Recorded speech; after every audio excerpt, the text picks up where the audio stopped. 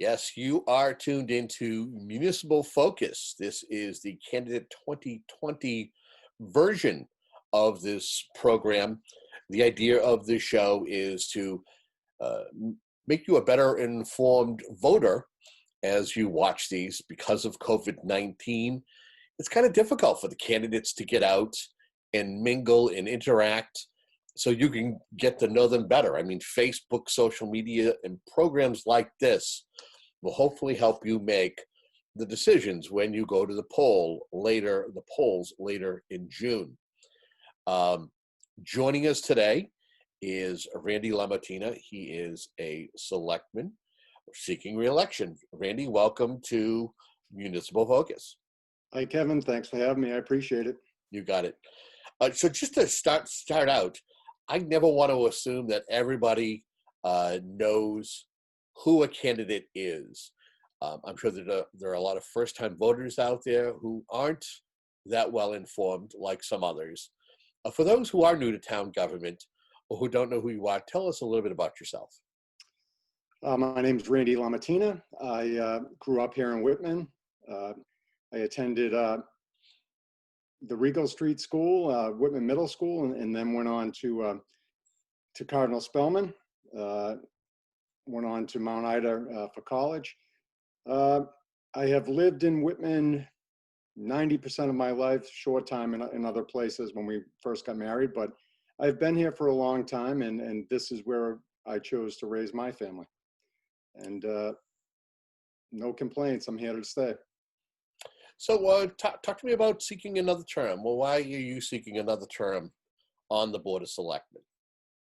You know, we've from my time on the Finance Committee to the last 3 years that I served as selectman, we have done what I think is a lot of good work. We've gotten over some pretty heavy obstacles, but there are some challenges ahead that I believe that I am qualified and have the history to help us tackle.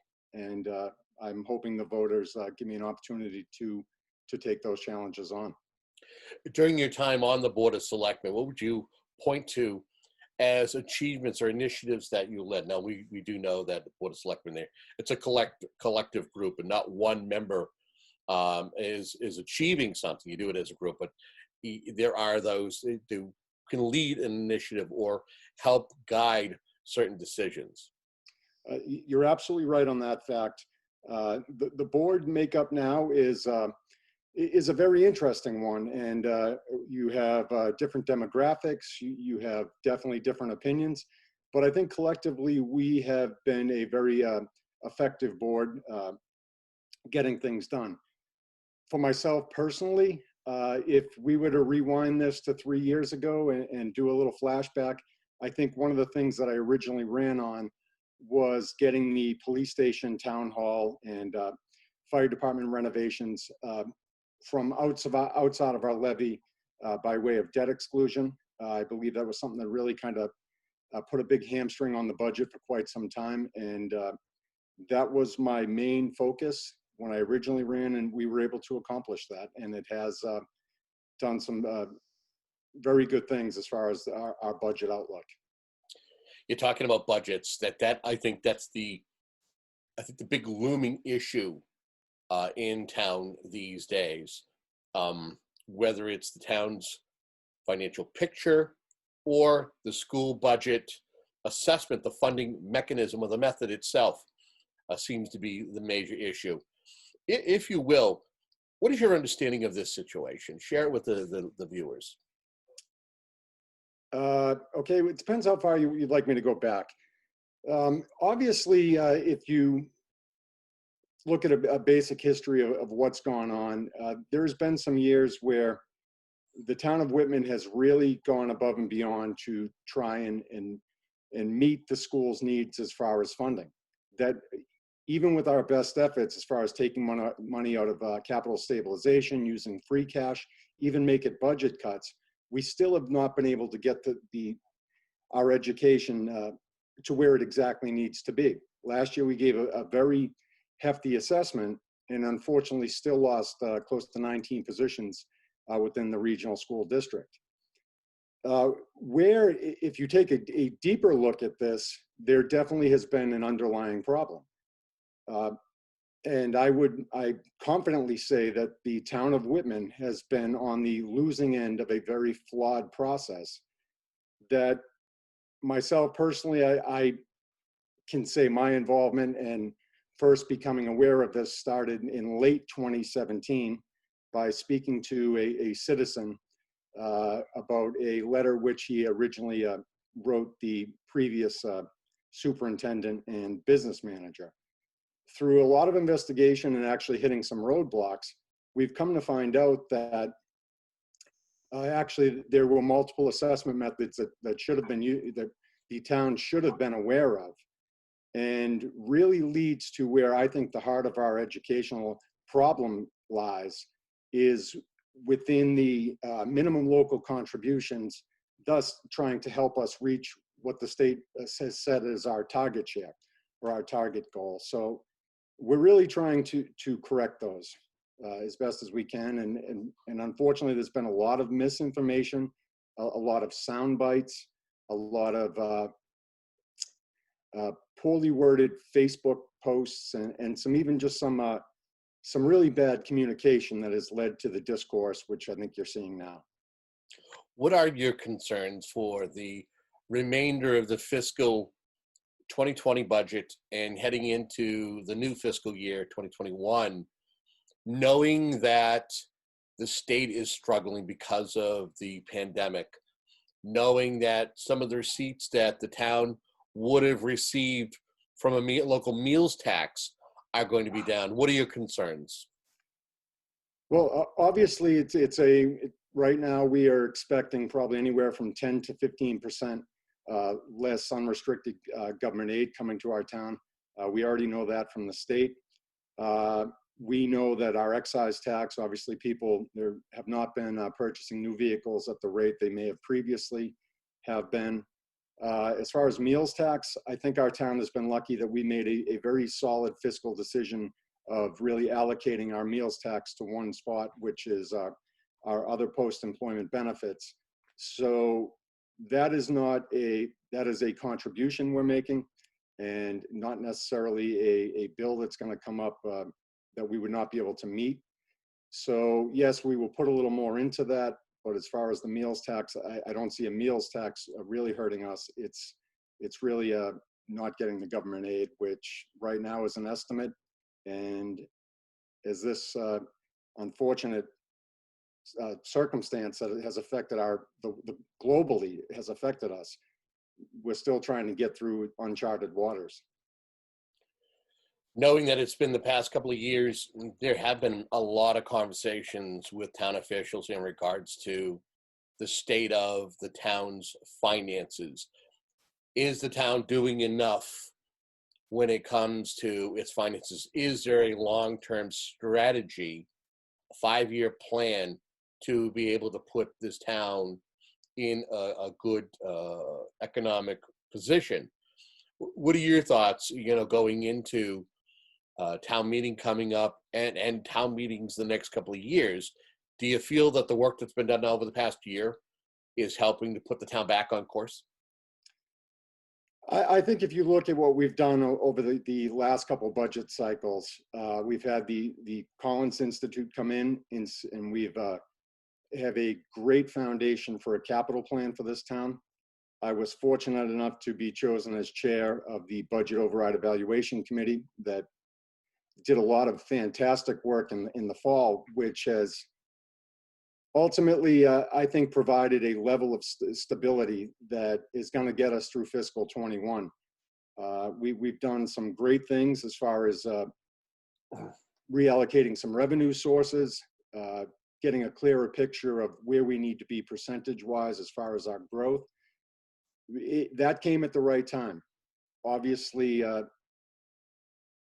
it's going to be sidetracked slightly due to this, but what is coming up in the future is another thing the Override Committee really argued for was a development of the last piece of the puzzle, the strategic plan, which is still on the warrant, which we will absolutely, I don't see any reason why we would not complete that piece.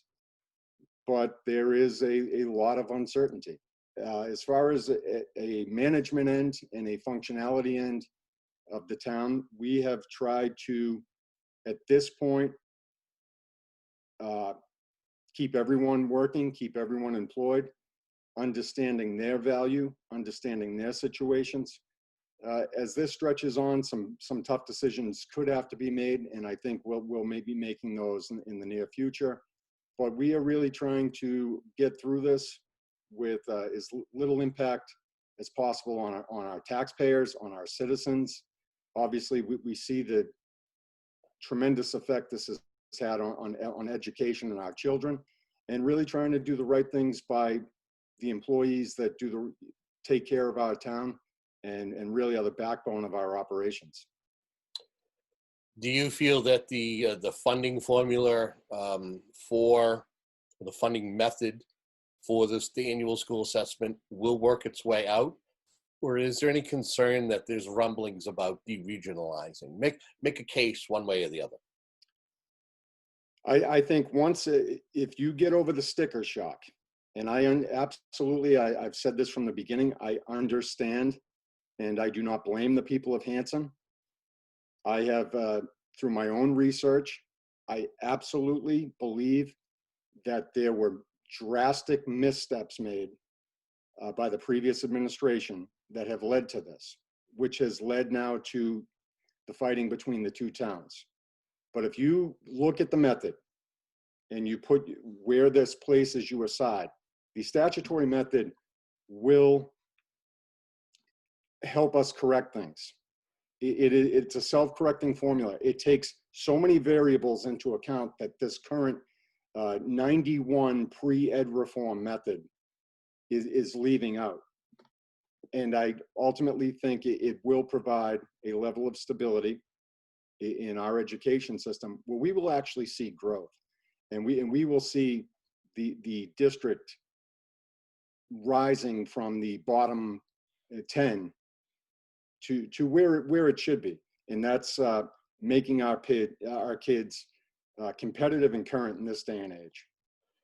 Do you think that residents don't realize that because of what's going on with COVID-19 and the state struggles, that the Student Opportunity Act, which could have helped Whitman in the next 5 to 7 years, is something that may still happen depending on what happens over the next 6 to 8 months? If you look into the Student Opportunity Act, there are some great things coming out of that.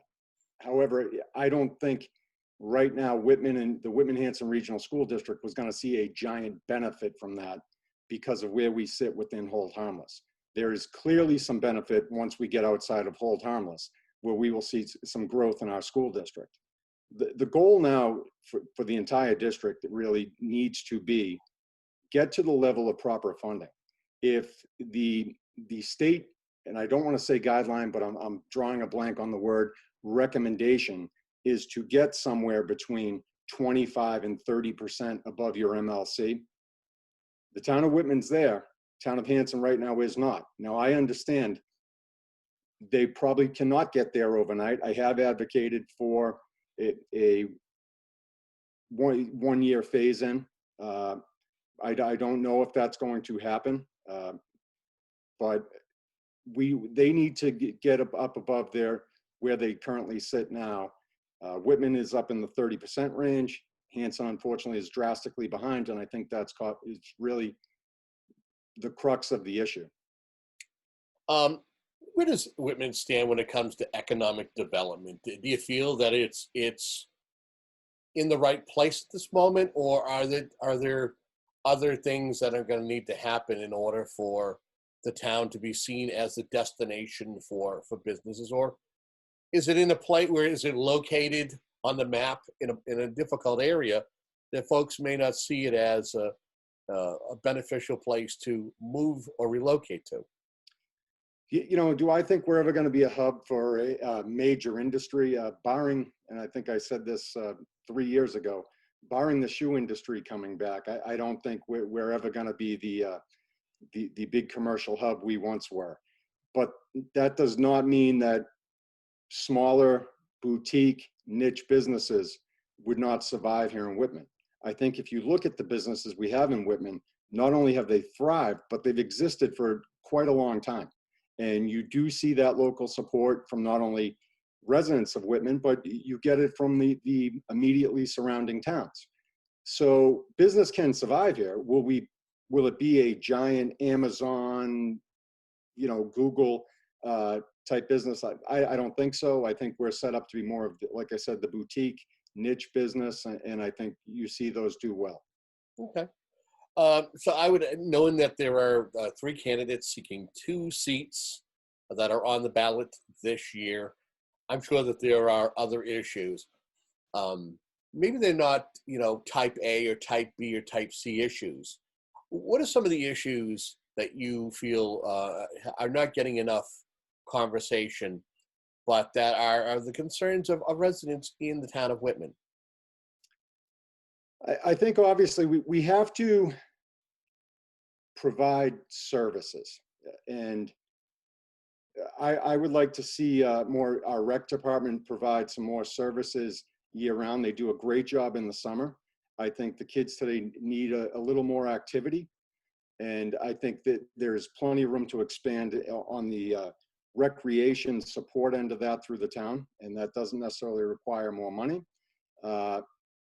We also need to do a better job of, there's some areas in town that I think needs a little more exploration, like the Park Ave School. I think the town could do something with that, although there is a covenant that says that that piece of property needs to be for education purposes. I think we need to explore that and see, well, maybe could we get something like a Boys and Girls Club in here, and that could provide not only services for the youth, but could also provide educational opportunities for the seniors, and be developed in such a way that it is not going to be out of the taxpayer's pocket. We need to do a little more in research and things like that, that what can we do with the space we have that provides services, and not necessarily services that are going to come out of the taxpayer's, directly out of the taxpayer's pocket. If you are reelected in June to another term on the Board of Selectmen, what are some of the things that you'd like to see the board accomplish during your time enjoying another term? Well, I definitely want to see a reasonable resolution to the school issue. This right now is the main issue. We have to get through it. And my goal is to come out of this still with a strong partner, as Hanson has been. There's other things, we need to look at our infrastructure and what we're doing there. 3 years ago, we needed a DPW building. We still don't have that. We need to do more for our roads. The infrastructure issues, I think, are going to be critical in the next few years to come. What would you see? Is there a pressing capital project that is lying in wait once the town figures out its finances? You mentioned the DPW building, and there's been multiple attempts. Is that still top of the list, or is another one that has surpassed it? It's well, we have 2 major projects that are going to have to be addressed. The first one I'll talk about is absolutely the DPW building. I think police station was built, 11 years ago. We knew then the DPW needed a new facility. That facility has not gotten better. There hasn't been a lot of money put into it. Something needs to be done down there. That is, we do have an article on the warrant to really, take our, well, I should say this came up once before a few years ago. So this would be actually take our second step of seeing what can be done with that. And then the other major project is the new middle school. Now, MSBA came in, which Mass State Building Authority, came in and they chose the Whitman Middle School as a priority project. And I think we have known for quite some time there's some issues there, and we will be pushing ahead with a first phase statement of interest on that, and that you'll also see that in the warrant. but that ultimately will be up to the voters, as any of these projects are. But those are going to be some major economic hurdles to try and overcome. And given the current situation, it adds a different layer of complexity to them. Okay. Um, any other item or issue that we haven't talked about, but maybe you might want to take a moment to discuss? In personal reflection, it's just, I personally could not thank our townspeople enough of how they have handled uh, the COVID-19 situation, from canceling schools to business closures. I mean, we have seen our business owners step up in unbelievable fashion, even knowing the economic struggles that they're facing. It really, once again, has just shown how our town is a strong, thriving community. Knowing that with COVID-19, a lot of things have changed. One of the things that I've always enjoyed is being able to have a political forum and having anybody who's going to be running for office, whether it's selectmen, school committee, heck, if it's dog catcher, you know. But this changes things, and probably if we did do something, it would be remote. Would you still have an interest in participating in a candidate's forum if it's strictly on a remote basis? I would. I think, I personally don't think the Zoom platform lends itself it's not the greatest avenue to go down as when you get into a debate situation. That would be my concern with it. But we're going to have to do whatever we have to do. It's definitely not ideal. And I think it obviously will take something away when having three candidates sit face to face or side by side and take part in a healthy, critical debate when you're trying to earn the trust of the constituents, the taxpayers, and the voters. Yeah, a lot of people do thrive on being able to be in the arena and be able to have a one-on-one, and the residents, I think, relish that, to be able to see those people that they're thinking about voting for, see how they handle themselves when there's a conversation ongoing, see how they handle it when they're just debating it amongst themselves. And you're right, the platform is different. If folks want to find out more about you, or if they want to reach out to you and find out where you stand on issues, how can they do that? Facebook, Randy LaMattina Selectman page. Post a lot of things there, and it also gives a direct link to my email. And I absolutely, especially now in the slowed down time, love hearing from people out there and hearing about issues that I may not be aware of. Just small everyday things that people are being affected by. So I welcome any comments. I welcome any criticism. I welcome the opportunity just to actually have that chat with whoever by email at this point. All right. Well, thank you very much for joining us for this conversation, Randy. Thank you very much, Kevin. I appreciate it. Yeah, and I want to thank you, the viewer at home who is watching this. Again, this is a tool to help you get better acclimated with the folks who are going to be on the ballot to come later in June. I believe it's June 27th, if I'm correct, unless something changes between now and then. And this is an opportunity for you to get to know the candidates that are running for office and where they stand on some of the key issues. We hope that a show like this, Municipal Focus, and the candidates who are running in 2020 is helping you in that bid. Thank you very much for tuning in. Until next time, have a good day.